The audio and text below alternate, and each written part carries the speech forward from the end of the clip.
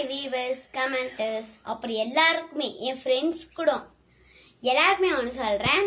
இப்போ நீங்கள்லாம் பார்த்துருப்பீங்க, கடையில் போயிட்டு முலாம்பழ ஜூஸ் குடிப்பீங்க, இல்லை வீட்லேயே இருந்து முலாம்பழ ஜூஸ் குடிப்பீங்க. ஆனால் அந்த தோலை நீங்கள் ஒரு டைம் கூட யூஸ் பண்ணிக்க மாட்டீங்க, குப்பையில் தான் தூக்கி போடுவீங்க.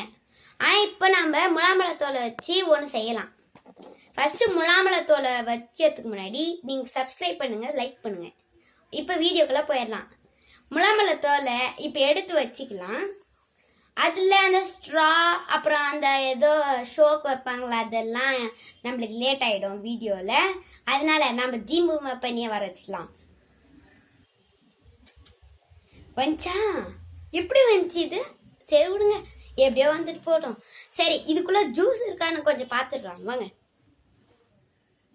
இருக்குது தானே? ஓகே.